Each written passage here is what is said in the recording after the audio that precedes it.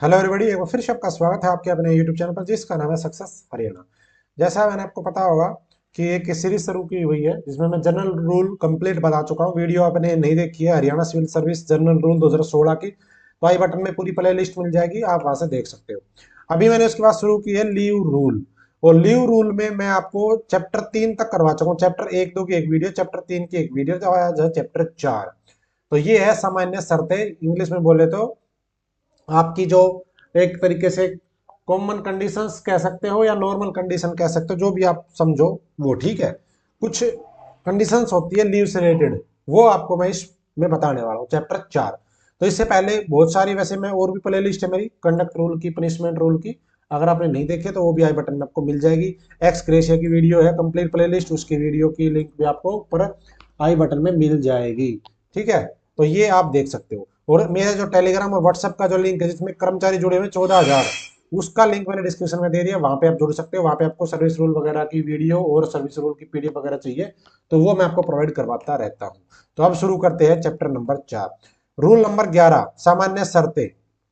सामान्य शर्तों में क्या है, रूल नंबर 11 का सब क्लोज है 1, क्या लिखा है, अवकाश को अधिकार के रूप में दावाकृत नहीं किया जा सकता। इसका मतलब है कि जो अवकाश होता है, सिवाय पैटर्निटी लीव, और भी एक दो लीव होती है, लेकिन मेनली अर्न लीव और कैजुअल लीव है या ये है, इनको आप अधिकार नहीं कह सकते कि हमारा राइट है, ऐसा नहीं है।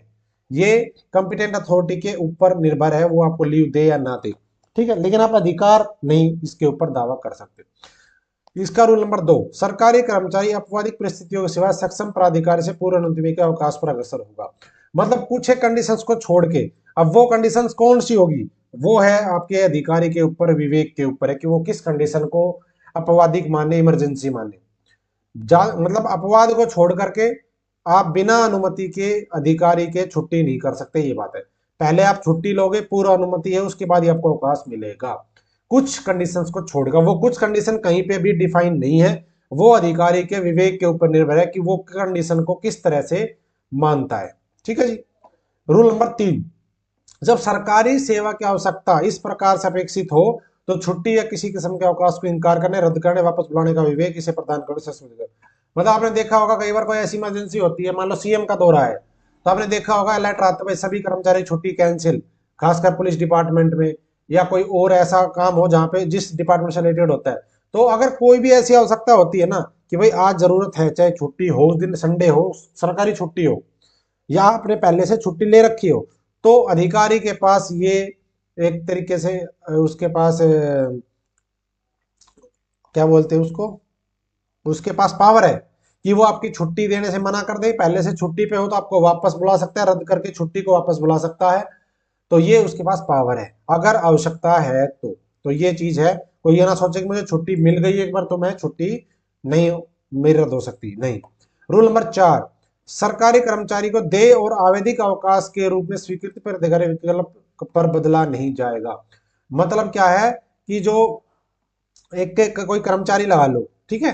अब आपको इंग्लिश में ये आवेदिक जो है ना, इसको इंग्लिश में क्या कहते हैं, इसका मेन मतलब सिर्फ इतना है कि आपने जो भी अप्लाई किया हुआ है अवकाश जो, या आपको जो दे दिया, उसका स्वरूप, मतलब मान लो किसी ने कैजुअल लीव ले ली, अब फिर वो कहे उसको स्वीकृत होने के बाद, यानी कि और अधिकारी ने आपकी मान ली, एक्सेप्ट कर लिया, फिर वो कहे जी नहीं, इस सीएल को आप एक काम करो, हाफ पे लीव में बदल दो, या आप कह दो अर्जित अवकाश में बदल दो, तो ऐसा केस नहीं होगा, वो नहीं बदला जाएगा। लेकिन उस अवकाश को वो रद्द कर सकता है, अस्वीकृत कर सकता है, वो अधिकारी कर सकता है, स्वीकृत अधिकारी जो है वो स्वीकृति होने के बाद भी उसको अस्वीकृत कर सकता है। ठीक है जी। लेकिन उसका स्वरूप नहीं बदला जाएगा कि आप सीएल की जगह उसको ईएल कन्वर्ट करवा दो एक स्वीकृत होने के बाद, पहले तो आप कुछ भी कर सकते हो। बस ये है इसका मेन, इसका मीनिंग। रूल नंबर 5, चिकित्सा प्राधिकारी द्वारा चिकित्सा प्रमाण पत्र प्रदान करना। संबंधित सरकारी कर्मचारी को अपने आप अवकाश करने का कोई अधिकार प्रदान नहीं करता है। ये पता एक तरीके से कुछ ऐसी है, डिफाइन है, टिप्पणी है, कई बार इनके ऊपर समझ हो जाता है। इसमें मतलब ये है, 5वां रूल ये कहता है कि अगर आपने कोई मेडिकल बनवा लिया, मेडिकल सर्टिफिकेट बनवाया कि जी मुझे 15 दिन का रेस्ट चाहिए, तो उस मेडिकल सर्टिफिकेट बनवाने का अधिकार, ये आपको ये अधिकार नहीं है कि अगर आपका मेडिकल सर्टिफिकेट उसने बना दिया तो आपको छुट्टी मिलेगी। वो छुट्टी नहीं मिली, वो सिर्फ सर्टिफिकेट बना है। अवकाश प्रदान करने के लिए वो प्रमाण पत्र अधिकारी के पास भेजा जाएगा और अधिकारी के आदेश की प्रतीक्षा करनी होगी। ये नहीं कि आपने मेडिकल दिया, ये लो जी 15 दिन का, कल से नहीं आऊंगा, नहीं।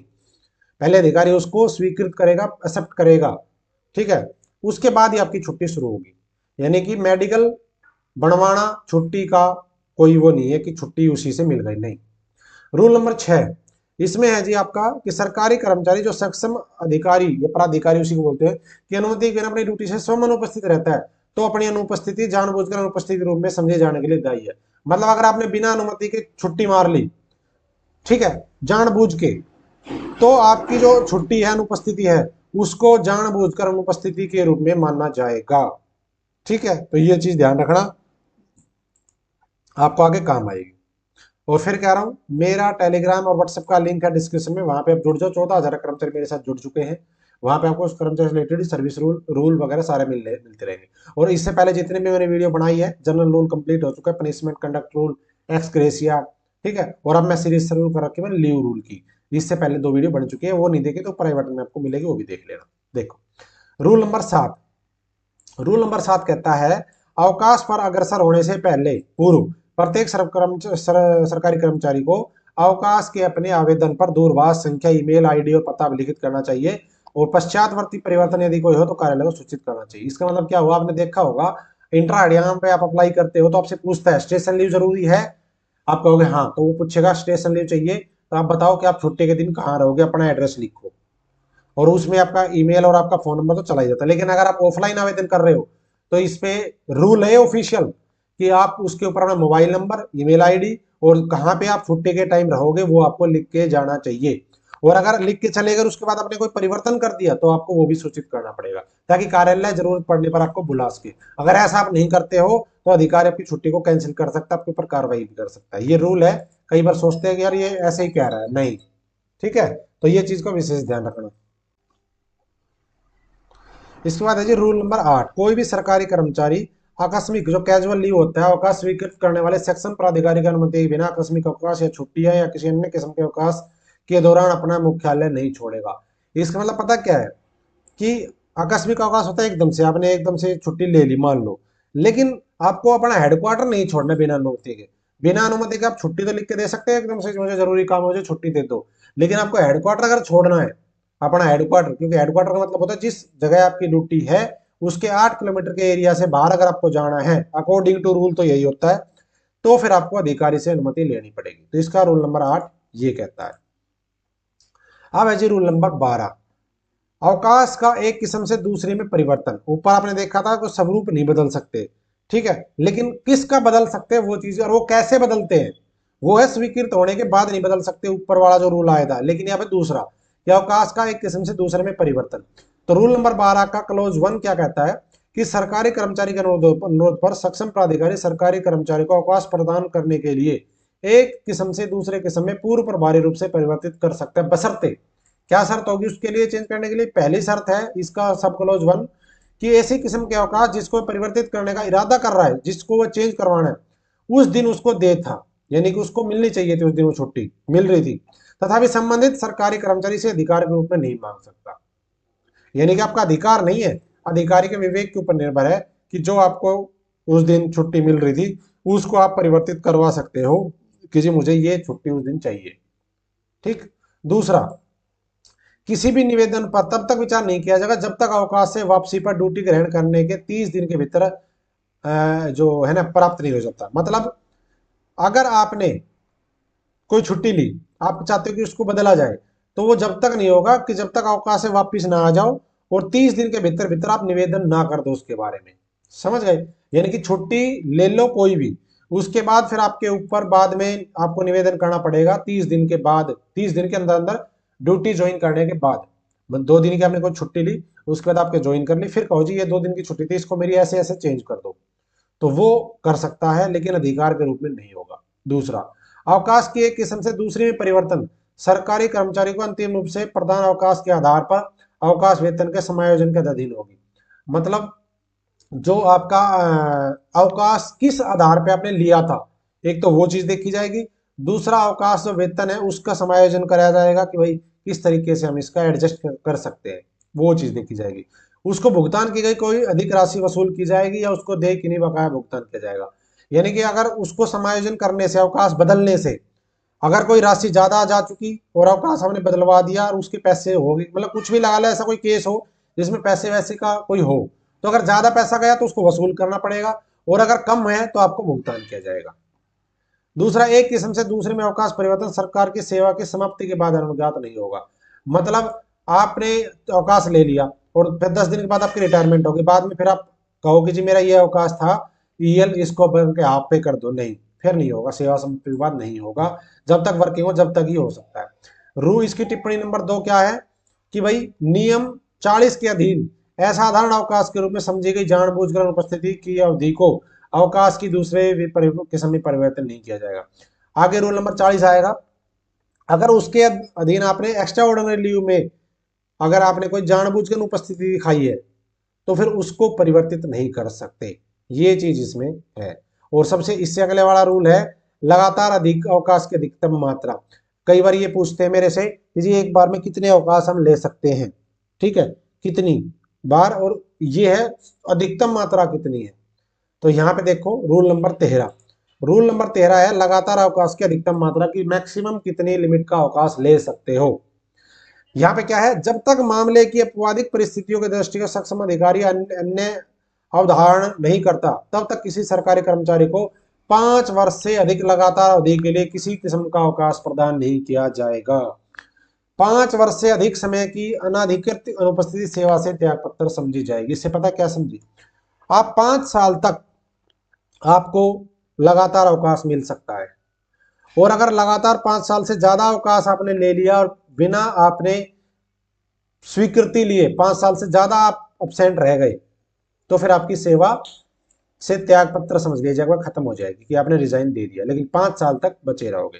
तो लगातार मैक्सिमम आप कुछ अपवादिक परिस्थिति तो छोड़ सकते हैं, मतलब अपवादिक परिस्थिति फिर वही बात है कि ये कहीं पे डिफाइन नहीं है, ये अधिकारी के विवेक के ऊपर है, वो अपवादिक परिस्थिति मानता है नहीं मानता। मान लो किसी एक्सीडेंट ही हो गया और बहुत डेंजर सिचुएशन है उसकी, उसको कवर होने में 4 5 6 साल लग गए, इस टाइप का अगर कोई केस है तो एक अलग बात है, बाकी नॉर्मली 5 साल से ज्यादा का अवकाश नहीं मिलेगा, इसमें बात ये है। और जब आप पूछते हो ना एक बार में कितनी सीएल ले सकते हैं, कितना एक स्लैब ले सकते हैं, वो भी आगे आएगा वीडियो देखोगे तो। अच्छा, रूल नंबर 14 इसके बाद करवाऊंगा अगली वीडियो में। अवकाश लेखा पर पदच्युति हटाए गए त्याग पत्र सेनानिवृत्ति का प्रभाव, मतलब सस्पेंशन या आपको हटा दिया गया हो या आपने रिजाइन दे दिया हो या आपकी रिटायरमेंट हो गई हो, तो उनके ऊपर अवकाश लेखों का प्रभाव क्या पड़ेगा। इसमें यह लिखा है भाई, जो ये नियम है उपबंध के सिवाय, इन नियमों में यथा उपबंधित के सिवाय सरकारी कर्मचारी के जमा अवकाश यानी कि जो अर्जित अवकाश होता है, जमा जो होते हैं के लिए कोई दावा जो सस्पेंशन कर दिया था या हटा दिया गया था, सेवा समाप्त कर दी गई थी या रिटायर हो गया है या जो सरकारी सेवा से त्याग पत्र देता है, तो ऐसी सस्पेंशन या ऐसे केस में जैसी स्थिति हो की तिथि से समाप्त हो जाएगा। जमा अवकाश, ठीक है, जमा अवकाश मतलब ये मान सकते हो ये अर्जित अवकाश नहीं है भाई, ये वैसा अवकाश है आपका जो ये सीएलपीएल होती है, ये वाली चीजें जमा अवकाश, वो सब खत्म माना जाएगा। भाई जमा अवकाश के ऊपर थोड़ा सा मेरे को डाउट है कि अर्न लीव को बोल रहा है या कैसे, मैं अभी इसको इंग्लिश वाला रूल डाउनलोड करके उसमें देख के बता रहा हूँ आपको। देखो इसका मतलब जमा अवकाश का मतलब है टोटल जितने भी अवकाश सब तरह के जितने भी थे, तो अगर आपका सस्पेंशन या कुछ हटाया गया, सेवा समाप्ति, रिटायरमेंट है, त्याग पत्र है, अगर ऐसा है तो जिस दिन आपके साथ ऐसा होगा उसी दिन से समाप्त हो जाएगा। लेकिन सेवा से यानी सस्पेंशन से या हटाए जाने के बाद आपने अपील करी और आपको बहाल कर दिया गया, तो फिर आपने अवकाश जो लेना मिलेगा आपको, तो सस्पेंशन या हटाने से पहले जो भी स्थिति थी उस सेवा के हिसाब से जो भी अवकाश बढ़ता है वो सारे अवकाश आपको मिलेंगे। लेकिन जिस दिन आपको सस्पेंशन या त्याग पत्र या जो भी चीज बताई है, इतनी सी चीजें हटाना जिस दिन होगा उसी दिन से सारे अवकाश समाप्त हो जाएंगे। अपील करने के बाद आते हो बहाल होके तो फिर आपको मिल जाएगी ये चीजें। तो इस वीडियो में इतना ही फिलहाल। नमस्कार, जय हिंद, जय भारत, जय हरियाणा। आपका दिन शुभ हो। वीडियो को लाइक और शेयर कर देना और चैनल पर नए हो तो सब्सक्राइब कर देना। और मैंने बता दिया टेलीग्राम का लिंक कर्मचारियों का डिस्क्रिप्शन में है, इधर आप जुड़ सकते हो। और अपना जो भाई पहले वाली जितनी वीडियो सभी को अगर आप देखना तो ऊपर आई बटन को मिल जाएगी। थैंक यू, जय हिंद, जय भारत, जय हरियाणा।